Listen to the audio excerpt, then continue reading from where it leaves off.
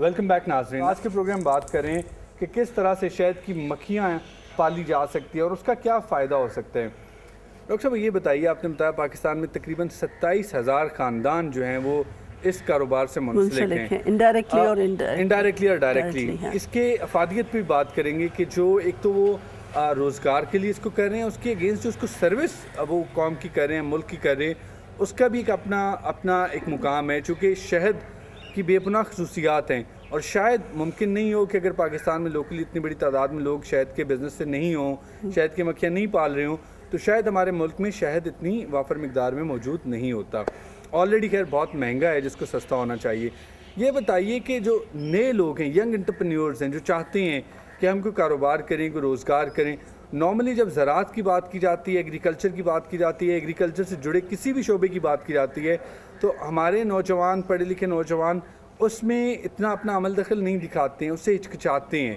سو honey بیز کے profession کے حساب سے آپ یہ بتائیے کہ جو نوجوان لوگ ہیں ان کا کیا سکوپ ہے؟ نوجوان جو ان امپلائڈ لوگ ہیں ان کا بہت زیادہ سکوپ ہے, اس طرح سے کہ یہ انرجیٹک ایک سکل ہے جو کہ ینگ لوگ کر سکتے ہیں اس کو, اور ایک دفعہ سکل سیکھ لیں تو اس سے بہت فائدہ بھی حاصل کر سکتے ہیں. اور شہد کی مکھیاں جو صرف ہم کہتے ہیں نا زراعت کی کتنا فائدہ پہنچا رہی ہیں, وہ یہ کہ اگر 100 گنا زیادہ مگزبان کو سے فارمر کو فائدہ ہو رہا ہے, کیونکہ وہ عمل زیرگی کرتی ہے. شہد کی مکھیاں جو ہیں وہ پودوں کی جا کے وائلڈ پلانٹس کی اور جو زراعت کے جو پلانٹس ہیں, جو فصلیں ہیں, ان کی عمل زیرگی کرتی ہے, جس سے ان کی فصل کی ییلڈ اچھی ہوتی ہے, سیڈ اچھا بنتا ہے, فروٹ اچھا بنتا ہے. تو اس سے جو ان کو فائدہ ہوتا ہے وہ 100 گنا زیادہ ہوتا ہے. 100 گنا زیادہ ہوتا ہے. جو ہنی بی پالنے والے کو خود ہو رہا ہے, اس سے کہیں زیادہ فائدہ 100 گنا زیادہ ان کو ہو رہا ہے جس نے وہاں فصل لگائی ہے. اور دوسری بات یہ بتانا چاہوں گی کہ پاکستان میں اس وقت 70% جو ہیں افغانی لوگ ہیں جو کہ اس شعبے میں وہ ہیں منسلک ہیں. تو چاہیے کہ پاکستانی ینگ یوتھ جو ہے وہ سامنے آئے. نارملی یہ ایک تاثر ہے کہ ہمارے جو افغانی لوگ ہیں وہ سخت جان کام ہو تو زیادہ اس کو پسند کرتے ہیں, جتنا سخت جان کام ہوتا ہے وہ زیادہ کرتے ہیں. تو کیا یہ تاثر تو نہیں ہے کہ یہ بہت سخت جان کام ہے, یہ مشکل کام ہے؟ ایسا سخت جان نہیں ہے, سوائے اس کے اس کو لے کے گھومنا پڑتا ہے. مائگریٹری بی کیپنگ جو ہے یہ کامیابی ہے اس میں. اس کا مطلب ہے جہاں پہ ریسورس نیکٹر کا اور پولن کا موجود ہے, وہاں پر آپ نے اپنی کالونیز کو لے کے جانا ہے. مثلاً گھومنا ہے ایک جگہ سے لے کے دوسری جگہ, 1.5 مہینہ ایک جگہ سے نیکٹر آئے گا, پھر آپ نے 1 مہینے کے بعد دوسری جگہ موو کرنا ہے, وہاں سے دوسری جگہ سے آئے گا. اور جو ہماری فصلیں ہیں, مثلاً سرسوں کی فصل ہے, سٹرس کی فصل ہے اور سن فلاور کی فصل ہے, اس سے کافی شہد ہمیں ملتا ہے. اور پھر ہمارے پاس وائلڈ پلانٹیشنز ہیں جیسے بیر ہے اور جیسے اکیشیا پھلائی ہے, گرنڈا ہے, بیکڑ ہے. اس سے آپ مختلف سیزنز میں مختلف شہد حاصل کر سکتے ہیں. صحیح, تو بہت اچھا ہے. اور یہ بتائیے گا کہ کیا سودمند کیا ہے, کتنی کالونی سے شروع کرنا چاہیے اور کتنی ہنی بیز ہونی چاہیے جب آپ یہ کاروبار شروع کر رہے ہیں؟ کاروبار شروع کرنا ہے تو کم از کم 50 سے 100 کالونیاں ہونی چاہیے. اگر شوقیہ استعمال شروع کرنا ہے تاکہ ذرا سکل سمجھ آ جائے پورے سال کے لیے, تو 10 کالونیز ٹھیک ہیں. ٹھیک ہے نا, تاکہ آپ ایک دفعہ سمجھ لیں کہ کرنا کیا ہے. آپ نے گرمیوں میں کیسے اس کو پالنا ہے, سردیوں میں کیا کرنا ہے, گرمیوں میں بہار میں کیا کرنا ہے. یہ بتائیے, آپ تو اس کو مائگریٹ نہیں کرتے ہیں؟ یہ تو ہم کرتے ہیں, ہم 2 مہینے ضروری کرتے ہیں لازمی, جو کہ ہے ستمبر اور اکتوبر کا مہینہ, کیونکہ اس دوران یہاں پر NARC میں کچھ بھی نہیں ہوتا. باقی 8 مہینے ہم انہیں یہاں رکھ سکتے ہیں.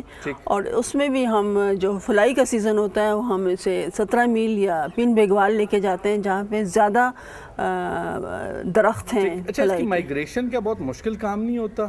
بس یہ ایک تھوڑا سا مشکل کام ہے, مکھیاں کس کیونکہ اس طرح میں سے اپنی کالونی میں واپس آ جاتی ہیں؟ نہیں, مکھیوں تو پہچانتی ہیں اپنے, مکھیوں کی تو اتنی اچھی عادتیں ہیں کہ ان کو ہر چیز مطلب جسے کہنا چاہیے it's a complete sophisticated insect, جو کہ واحد انسیکٹ ہے جو کہ ہمارے لیے فوڈ پروڈیوس کرتا ہے اور ہم اس کو کھاتے ہیں ان دا فارم آف ہنی. لیکن ہم بھی اور جیسے میں نے چیزیں بتائی تھیں وہ بھی اس سے حاصل ہو سکتی ہیں.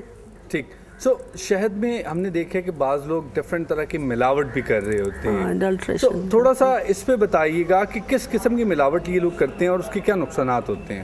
شہد کی مکھیوں میں جو سب سے زیادہ ملاوٹ ہوتی ہے وہ چینی پلانے کی، خاص طور سے جب کہ نیکٹر فلو ہے. جس وقت باہر سے اگر نیکٹر آ رہا ہے اور اس دوران اگر مگزبان چینی پلائے گا تو وہ نری اڈلٹریشن کر رہا ہے. وہ چینی مکھیوں کو پلاتے ہیں؟ مکھیوں کو پلاتے ہیں. لیکن ہم جو ریکمینڈ کرتے ہیں چینی پلانا وہ صرف جولائی کے مہینے میں یا اگست کے مہینے میں، جب کہ گرمی بہت پڑ رہی ہوتی ہے یا برسات ہوتی ہے. اس سیزن میں کہیں بھی کچھ نہیں حاصل ہو رہا ہوتا سوائے جو ناران کاغان کا ایریا ہے یا پھر گلگت کا ایریا ہے، وہاں پہ بارشیں اس وقت نہیں ہوتی، وہاں پہ نیچرل فلورا ہوتا ہے. تو مکھیوں کو وہاں شفٹ کرنا تھوڑا ڈیفیکلٹ ہے. It's very far. That's why otherwise لوگ یہیں رکھ کے اس کو شوگر فیڈنگ کراتے ہیں. دیٹس اوکے، وہ کوئی بات نہیں ہے. لیکن اس کے بعد جب شہد کی جو پروڈکشن ہے اس کا پروسیس کیا، کتنے ٹائم میں کالونی سے شہد ملتا ہے یا یہ کنٹینیوس پروسیس ہے؟ It's a continuous process, but it is depending on the flora also. ایک وقت جب فلاورنگ شروع ہو جاتی ہے کسی بھی پلانٹیشن میں یا فصل میں یا وائلڈ پلانٹیشن میں، تو 3 ہفتے کے اندر آپ کی کالونیز میں شہد آ جاتا ہے، پک بھی جاتا ہے. پکا بھی لیتی ہیں، مطلب کچا نہیں رہنے دیتی. ٹھیک، شہد پک جاتا ہے. تو اس کو حاصل کرنے کا اس کے بعد کیا طریقہ کار ہے، کس طرح سے اس کو حاصل کیا جاتا ہے؟ یعنی مکھیاں کیا ڈسٹرب نہیں ہوتی ہیں کہ جب ان کی کالونی میں جاتے ہیں اسے شہد حاصل کرتے ہیں؟ مگزبان یہی سکلز تو سیکھتا ہے کہ کس طرح سے آپ نے بغیر مکھیوں کو ڈسٹرب کیے ہوئے آپ نے ان کا ہانی لینا ہے.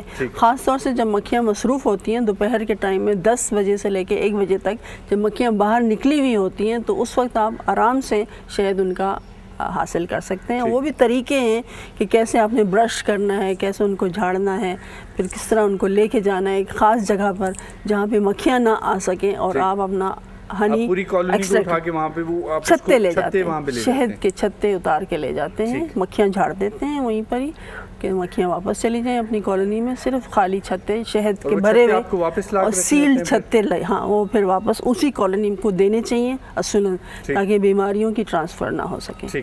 وہ چھتے آپ اسی کالونی کو واپس لا کے دیتے ہیں. آن این ایوریج ایک مکھی کی کتنی عمر ہوتی ہے؟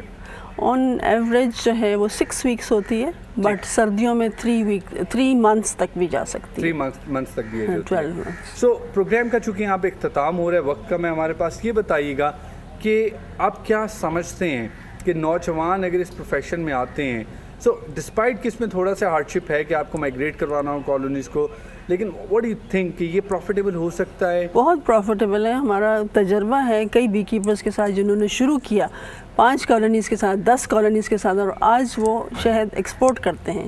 آج وہ لاکھوں کا بھی کما رہے ہیں. صحیح. اور ایک چترال کا میں بی کیپر جانتی ہوں جو کہ جس کے پاس کچا مکان تھا، اب اس کے پاس پکا مکان ہے اور اس کے پاس دونوں قسم کی مکھیاں، پہاڑی مکھی بھی رکھتا ہے اور وہ بھی رکھتا ہے، اور ہر سال وہ 10 ڈبے بیچتا ہے. ہر ڈبہ جو ہے وہ 10,000 روپے فی کالونی. ٹھیک. شہد بھی حاصل کر رہا ہے، شہد بھی، اور مکھیاں بھی بیچ رہا ہے. اور مکھیاں بھی بیچتا ہے. اور مکان اس کا پکا ہو گیا، پہلے کچا مکان پکا ہو چکے ہیں. Thank you very much doctor صاحبہ. ناظرین، آپ نے آج کا پروگرام دیکھا، امید ہے آپ کو آج کا پروگرام پسند آیا ہوگا. پروگرام بڑے اچھے نوٹ پہ ختم کیا ڈاکٹر صاحب نے، جس طرح کہ بتایا کہ چترال کا ایک بی کیپر ہے جس کا کچا مکان تھا، جس نے 5-10 کالونی سے کام شروع کیا تھا، اور آج اس کے پاس پکا مکان بھی ہے اور وہ شہد بھی بیچتا ہے اور کالونیز بھی بیچتا ہے. سو یہ بڑا امپورٹنٹ ہے. ہمارے جو ریموٹ ایریاز ہیں جہاں پہ فلورا تو بہت اویلیبل ہے، یعنی بہت پودے اویلیبل ہیں، فصلیں اگائی جاتی ہیں، وہاں پہ پھول اویلیبل ہیں، سرسوں ہیں، وہاں پہ بڑا آسان ہے. شہد کی مکھیاں پالنا وہاں پہ بڑا آسان ہے، اور یہ ایک ایسا کاروبار ہو سکتا ہے کہ جس سے نہ صرف آپ شہد حاصل کر سکتے ہیں بلکہ اس کے ساتھ ساتھ ڈفرینٹ اور بائی پروڈکٹس ہیں، جس طرح موم حاصل کی جا سکتی ہے وہ بھی حاصل کیا جا سکتا ہے. سو جس طرح میں ہر پروگرام میں کہتا ہوں کہ ہر چیز کے لیے ہمیں صرف حکومت کا انتظار نہیں کرنا ہوگا کہ گورنمنٹ آئے، گورنمنٹ نوکریاں پیدا کرے. اتنا آسان نہیں ہے. جو اس وقت پوری دنیا میں کساد بازاری چل رہی ہے اور جو ہمارے ملک کی معیشت ہے، اتنا آسان نہیں ہے کہ فوراً ہی راتوں رات اگلے 6 ماہ میں 1 سال کے اندر ایسے حالات ہو جائیں کہ یہاں پہ دودھ کی نہریں بہنا شروع ہو جائیں. دودھ کی نہریں تو دور کی بات، شاید جو حالات اس وقت ہیں ان کو مینٹین کرنا بھی اتنا آسان نہیں ہے. ہم سب کو اس کو سمجھنا ہوگا. جس طرح سے گھر میں ایک کنبے میں لوگ رہتے ہیں اور سب مل کے اس گھر کی حالت کو بہتر بنانے کے لیے کوشش کرتے ہیں، اسی طرح سے اب سب کو مل کے اس ملک کی حالت کو بہتر بنانا ہوگا. ہمیں اس ملک میں سب کو ایک دوسرے کا بوجھ بانٹنا ہوگا, اور سب سے ضروری ہے کہ ہم کسی کے لیے بوجھ نہ بنیں. بجائے اس کے ہم صرف نوکری کا انتظار کرتے رہیں, بجائے اس کے کہ ہم انتظار کرتے رہیں کہ سرکار کی طرف سے کوئی اوپننگز آئیں گے اور ہم اسے جوائن کریں گے.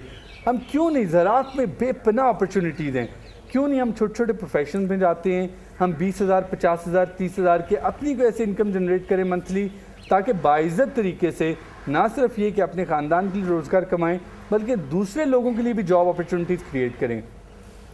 اگلے پروگرام تک اپنے ہوسٹ محسن قمر کو اجازت دیجیے. اللہ حافظ.